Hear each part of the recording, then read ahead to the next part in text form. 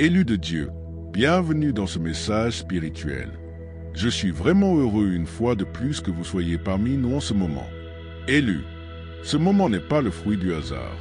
Tu n'es pas arrivé ici par accident, et ce n'est pas une simple coïncidence. Le ciel a guidé chacun de tes pas pour que tu sois précisément là, précisément maintenant. Quelque chose de bien plus grand que ce que tes yeux peuvent percevoir est en train de se déployer. Et aujourd'hui, le voile commence à se lever.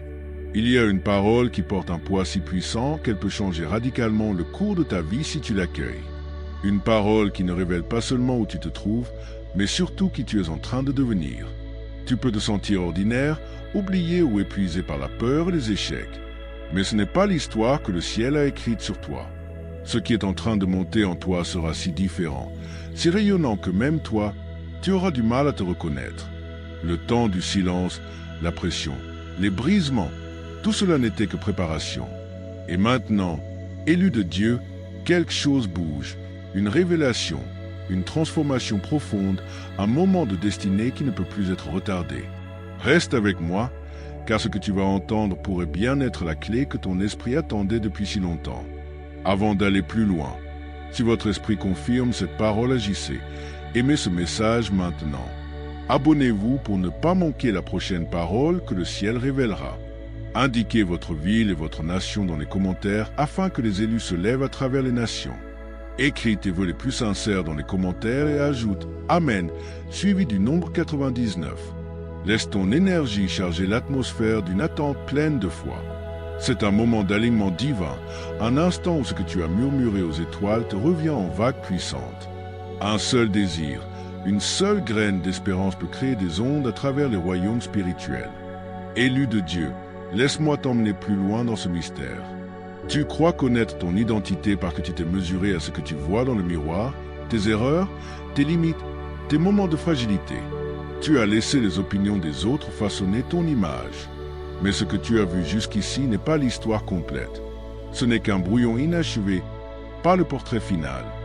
Le ciel détient l'image complète, et elle ne ressemble en rien à la petite version que tu portes de toi-même.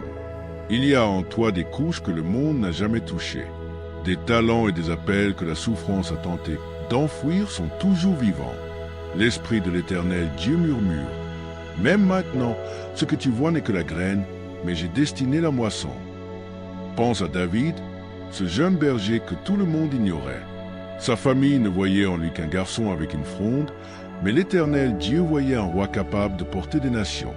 Pense à Anne, raillée pour sa stérilité, alors que le ciel la préparait à donner naissance à un prophète qui oindrait des rois. Ce qui paraissait vide était en réalité le terrain de la promesse. Et n'en est-il pas de même pour ton propre chemin? Le sol qui ressemblait à une tombe n'était jamais destiné à t'achever. Il était là pour te faire grandir. Le silence qui te faisait te sentir oublié était en réalité la chambre sainte de la préparation. Comme une graine cachée dans l'obscurité, invisible, sous-estimée, tu t'es ouvert en des endroits que personne n'a pu voir. Et au plus profond de toi, l'Éternel Dieu a déjà déposé un plan pour des nations, pour des miracles, pour des témoignages. L'Écriture nous dit dans Ésaïe chapitre 61, verset 3 que Dieu donne la beauté au lieu de la cendre, l'huile de joie au lieu du deuil, et un manteau de louange au lieu d'un esprit abattu. Cela signifie que tes larmes n'ont pas été versées en vain. Chaque effondrement que tu as traversé est devenu le terreau de ta percée. Si tu t'es déjà retourné sur ton passé en te demandant « Comment ai-je pu survivre à cela ?» Cette survie même est la preuve que le ciel t'a porté, t'a modelé et a réécrit ton histoire morceau par morceau. Mais élu de Dieu, écoute-moi bien. La transformation qui t'attend sera si radicale, si simple que même toi, tu ne te reconnaîtras plus. Il ne s'agit pas de polir l'ancienne version de toi. Il ne s'agit pas de devenir une version légèrement améliorée. Il s'agit d'une nouvelle création. Celui qui tremblait de peur se lèvera comme une voix d'audace. Celui qui suppliait pour des réponses parlera comme un vase de sagesse. Celui qui portait la honte se tiendra revêtu de gloire. C'est pourquoi Paul écrit dans 2 Corinthiens chapitre 5 verset 17. Si quelqu'un est en Christ, il est une nouvelle création. Les choses anciennes sont passées. Voici, toutes choses sont devenues nouvelles. Tu n'es pas en train d'être rafistolé. Tu es en train de renaître. Ce qui t'a brisé deviendra le témoignage qui fortifie les autres. Ce qui t'a réduit au silence deviendra le feu dans ta voix. Les cicatrices que tu portes ne te rappelleront plus la défaite. Elles proclameront la victoire de Dieu. Élu de Dieu, vois-tu maintenant? Le ciel n'a jamais douté de toi. Avant même que tu sois formé dans le ventre de ta mère, l'Éternel Dieu te connaissait. Avant que tu fasses ton premier pas, il avait déjà inscrit ton nom dans la destinée. C'est pourquoi les tempêtes n'ont pas pu te noyer et les ennemis n'ont pas pu t'enterrer. Tu as été préservé non par hasard, mais par prophétie. La saison qui ressemblait à un retard n'était que le timing divin. Et voici la vérité à laquelle tu dois t'accrocher. Ce qui ressemble à un brisement n'est pas la fin, c'est une refonte. Comme l'argile doit être pressée sur le tour du potier, comme l'or doit passer par le feu, toi aussi tu es façonné en quelque chose d'inébranlable. Le processus qui fait le plus mal est souvent celui qui te prépare à la gloire. Ce que tu appelais effondrement, le ciel l'a toujours appelé plan divin. Élu de Dieu, certains d'entre vous traversent ce qui semble être la saison la plus sombre de leur vie. Vous priez, vous jeûnez, vous obéissez, pourtant le ciel semble silencieux. Vous avez tout donné, mais rien ne semble bouger. Vous vous sentez isolé, caché, pressé de tous côtés. Et pourtant, ce qui ressemble à un abandon n'est pas un rejet. C'est un affinage. Tu es dans ce que j'appelle la saison du cocon. Et même si elle semble étouffante, c'est la preuve même que la transformation est proche. L'Éternel Dieu cache ce qu'il compte révéler. Il t'éloigne du bruit et des distractions parce que ce qu'il construit en toi est trop sacré pour être précipité. Le silence n'est pas une punition, c'est une protection. Te souviens-tu de Moïse? Avant de se tenir devant Pharaon avec un bâton à la main, il a passé 40 ans caché, dans le désert à garder des brebis. Ce qui ressemblait à du temps perdu était en réalité une préparation sainte. L'homme qui fuyait autrefois devint le libérateur d'une nation. Ton propre désert agit de la même manière. Paul écrit dans Galates chapitre 6 verset 9. Ne nous lassons pas de faire le bien, car nous moissonnerons au temps convenable si nous ne nous relâchons pas. Tes larmes n'ont pas été versées en vain. La trahison que tu as subie n'a pas été vaine. Les nuits où tu te sentais oublié arrosèrent en réalité le sol de ta destinée. Tu n'es pas en train d'être enterré. Tu es en train d'être planté. Et quand la saison fixée arrivera, tu ne ramperas pas pour sortir. Tu te lèveras avec des ailes. Regarde Job. Tout ce qu'il aimait lui fut arraché jusqu'à ce qu'il soit assis dans la cendre, méconnaissable aux yeux de ses amis. Mais quand le moment divin arriva, Job reçut le double de tout ce qu'il avait perdu. C'est ce que fait la saison du cocon. Elle te réduit jusqu'à ce qu'il ne reste plus rien d'autre que l'Éternel Dieu. Puis elle te reconstruit avec une force que tu ne soupçonnais pas. Élu de Dieu, ton cocon a renforcé tes ailes. La pression que tu ressens ne te détruit pas. Elle te prépare au vol. Et quand l'Éternel Dieu dira, « Maintenant, rien ne pourra te retenir. » Ce qui t'écrasait autrefois ne te confinera plus. Ce qui te réduisait au silence deviendra la scène même de ton témoignage. Et écoute ceci. Quand le dévoilement arrivera, même toi tu auras du mal à reconnaître ton reflet. La voix timide portera l'autorité. Le cœur blessé débordera de guérison. Celui qui doutait de chaque pas marchera avec une assurance inébranlable. C'est pourquoi Ésaïe chapitre 40 verset 31 déclare « Mais ceux qui se confient en l'Éternel renouvellent leur force. Ils prennent leur vol comme les aigles, ils courent et ne se lassent point, ils marchent et ne se fatiguent point. » Tu ne le vois peut-être pas encore, mais l'Éternel Dieu t'élargit. Il étend ta sagesse, multiplie ton influence et ouvre des portes que tu n'avais jamais imaginées. Les idées qu'il plantera dans ton esprit, les connexions divines qu'il orchestrera, les opportunités qu'il débloquera, tout cela te propulsera dans des sphères au-delà de tes forces naturelles. Et quand tu regarderas en arrière, tu t'émerveilleras de voir à quel point tu es devenu différent.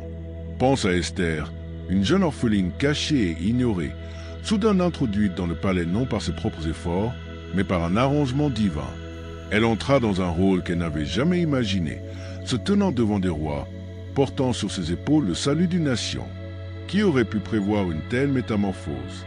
Et pourtant, pour un temps comme celui-ci, elle fut élevée, élue de Dieu. La même main qui a élevé Esther t'élèvera. Le même Dieu qui a transformé Moïse, Job et tant d'autres est à l'œuvre en toi en ce moment. Bientôt, Tu regarderas dans le miroir et te demanderas, « Qui est cette personne? Est-ce vraiment moi ?» Et le ciel répondra, « Oui, c'est celle que tu as toujours été. C'est la version de toi que j'ai préparée avant la fondation du monde. » Élu de Dieu, je sais que la saison que tu traverses ne ressemble peut-être en rien à la promesse que l'Éternel Dieu a autrefois murmurée à ton cœur. À tes yeux naturels, tout semble confus, retardé, voire décevant. Tu as prié, tu as obéi, pourtant le sol semble silencieux sous tes pieds. Mais écoute ceci, le silence de l'Éternel Dieu n'est jamais l'absence de Dieu. Sous la terre de tes luttes, des racines invisibles se renforcent. Le fait que tu ne puisses pas tracer sa main ne signifie pas que tu ne puisses pas faire confiance à son cœur. Pense à Noé construisant une arche sous un ciel clair, moqué pour se préparer à un déluge que personne d'autre ne voyait. Pendant des années, il semblait que rien ne se passait. Pourtant, l'invisible était déjà en mouvement. De la même manière, le silence que tu ressens n'est pas du temps perdu. C'est une construction sacrée. L'Éternel Dieu bâtit en toi ce que les applaudissements ne pourraient jamais construire, ce que les raccourcis ne pourraient jamais soutenir. Ecclésiaste chapitre 3 verset 11 nous rappelle, « Il fait toutes choses belles en son temps, ni avant, ni après, mais au moment fixé. Et ce moment pour toi est plus proche que tu ne le crois. La vallée que tu traverses n'est pas sans fin. L'ombre qui t'entoure n'est pas permanente. Mais maintenant, le ciel aligne le moment où les graines semées dans les larmes jailliront en une moisson de joie. Chaque acte d'obéissance caché, chaque cri silencieux dans la nuit, chaque combat que tu pensais invisible, l'Éternel Dieu a tout vu, et pas une larme n'a été gaspillée. Élu de Dieu, comprends ceci, ta percée ne commence pas à l'extérieur, elle commence à l'intérieur. Ce qui ressemble à un désert est souvent la salle de classe de Dieu, dépouillant les distractions pour que tu puisses entendre sa voix. Israël erra 40 ans non parce que l'Éternel Dieu les avait oubliés, mais parce qu'il transformait des esclaves en fils, des errants en guerriers. Ton désert a le même but. Il n'est pas destiné à te détruire. Il est destiné à te former. Et quand le moment viendra, quand le ciel dira, « Maintenant, tu ne ramperas pas hors de cette saison. Tu t'envoleras. » Ésaïe chapitre 60, verset 1 proclame, « Lève-toi, sois éclairé, car ta lumière arrive et la gloire de l'Éternel se lève sur toi. » Ce n'est pas une simple expression poétique, c'est un appel du ciel. Lève-toi au-dessus des étiquettes qui se sont collées à toi. Lève-toi au-dessus des mensonges qui t'ont dit que tu n'étais pas assez. Lève-toi au-dessus de la peur qui a tenté d'enchaîner ton avenir. Ce qui te retenait autrefois se brisera sous tes pieds. Tu n'émergeras pas comme une version affaiblie de toi-même. Tu entreras dans l'identité ordonnée par Dieu, emplie de l'Esprit, qui a toujours été écrite dans l'éternité. Ce n'est pas de l'arrogance, c'est de l'alignement. Ce n'est pas de l'orgueil, c'est une prophétie accomplie. Pense à Daniel. Autrefois captif à Babylone, il se conduisit avec une telle excellence divine que les rois recherchaient sa sagesse et que les lions ne purent le toucher. Cette même onction monte en toi. L'autorité qui change les atmosphères, le courage qui fait taire la peur, la sagesse qui ne s'explique pas seulement par l'éducation mais par l'Esprit de Dieu en toi. Bientôt, élu de Dieu, des portes fermées depuis des années s'ouvriront avec une facilité divine. Les dons enfouis sous la honte, le rejet ou la peur rugiront à nouveau avec feu. Tu parleras et les chaînes se briseront. Tu prieras et les miracles se manifesteront. Tu avanceras et l'atmosphère autour de toi changera. Et quand ce dévoilement arrivera, quand même toi tu reconnaîtras à peine ton reflet dans le miroir, souviens-toi, c'était toujours le plan de l'Éternel Dieu. Avant la trahison, avant la douleur, avant le désert, il te voyait.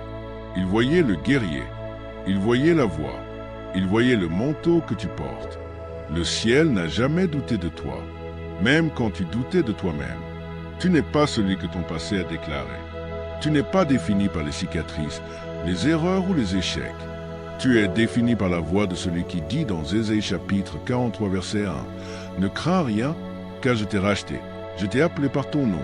Tu es à moi. » Voilà ta véritable identité. Élu, appelé, mis à part, destiné à la grandeur. Alors lève-toi, élu de Dieu, non dans ta propre force, mais dans le feu de l'Esprit. Le ciel regarde, l'enfer tremble, et ton dévoilement a déjà commencé. Élu de Dieu, Alors que cette parole s'installe dans ton esprit, je veux te rappeler que la transformation n'est pas seulement une révélation spirituelle, mais aussi un choix quotidien. Le Dieu qui t'appelle plus haut est aussi celui qui te rejoint dans les lieux ordinaires de la vie. Le dévoilement de qui tu deviens ne se produira pas seulement dans de grands moments dramatiques. Il se déploiera dans les pas simples et constants que tu fais chaque jour. Quand tu te lèves le matin, choisis la gratitude plutôt que la plainte, car l'action de grâce ouvre l'atmosphère à la présence de Dieu. Quand la peur murmure à ton oreille, réponds par la foi en proclamant les promesses de l'Écriture. Car, comme le dit Romains chapitre 10 verset 17, la foi vient de ce qu'on entend, et ce qu'on entend vient de la parole de Christ. Quand tu rencontres des obstacles, au lieu de demander « Pourquoi moi ?», commence à demander « Seigneur, qu'es-tu en train de construire en moi à travers cela ?» Ta perspective est le sol où ta destinée prend racine. Sois fidèle dans les petites choses. Honore ceux qui t'entourent. Pardonne vite, marche dans l'humilité et donne généreusement, car ces pratiques te préparent à porter une gloire plus grande. Même dans les actes les plus simples, dire une parole gentille à un inconnu, choisir la patience dans l'épreuve, élever une prière pour quelqu'un d'autre, le ciel plante des graines qui fleuriront plus tard en témoignage. Ces choix quotidiens sont déjà une scène où la gloire de l'Éternel Dieu se révèle. Élu de Dieu, ta transformation ne concerne pas seulement qui tu deviens, mais aussi la lumière que tu répands sur les autres quand tu vis en alignement avec le ciel. La gentillesse que tu offres à un inconnu, la patience que tu manifestes dans la difficulté, la prière que tu élèves pour autrui, ce sont les graines cachées que le ciel arrose jusqu'à ce qu'elles deviennent des témoignages. Tu n'as pas besoin d'attendre une grande scène. Tes choix quotidiens sont déjà la scène où le ciel manifeste sa puissance. Et quand le dévoiement arrivera, les autres ne verront pas seulement ce que Dieu a fait en toi, ils ressentiront sa présence à travers la manière dont tu vis. Élu de Dieu, après tout ce que tu viens d'entendre, il est temps non seulement d'écouter, mais d'entrer ensemble dans la prière. Élevons nos cœurs, nos voix et notre foi vers celui qui a déjà écrit ton histoire dans le ciel. Cette prière est pour toi, pour ta transformation, pour ton chemin vers la version de toi que le ciel voit déjà. L'Éternel Dieu Tout-Puissant, Père Céleste, nous nous approchons de toi au nom de Jésus-Christ, celui qui rachète, restaure et nous appelle par notre nom. Aujourd'hui, Seigneur, je porte devant toi chaque élu qui écoute ce message. Tu les vois dans leur saison cachée. Tu vois leurs larmes, tu vois leurs luttes, et tu vois les prières silencieuses qu'ils pensaient inaudibles. Père, assure-les aujourd'hui que tu ne les as pas oubliés. Seigneur, je déclare que leur douleur n'est pas vaine. Chaque vallée qu'ils ont traversée, chaque trahison qu'ils ont subie, chaque nuit silencieuse de questionnement a concouru à leur bien, comme tu l'as promis dans Romains chapitre 8 verset 28. Nous savons, du reste, que toute chose concourt au bien de ceux qui aiment Dieu, de ceux qui sont appelés selon son dessein. Fortifie leur cœur, Seigneur, et rappelle-leur qu'ils sont appelés. Je te demande du courage pour qu'ils montent en eux. Remplace la peur par la foi, la faiblesse par la force, la honte par la gloire. Qu'ils ne se voient plus à travers le miroir du monde, mais à travers la vérité de ta parole. Comme Éphésiens chapitre 2 verset 10 le déclare. Car nous sommes son ouvrage, ayant été créés en Jésus-Christ pour de bonnes œuvres, que l'Éternel Dieu a préparées d'avance, afin que nous les pratiquions. Qu'ils entrent dans ces œuvres avec audace.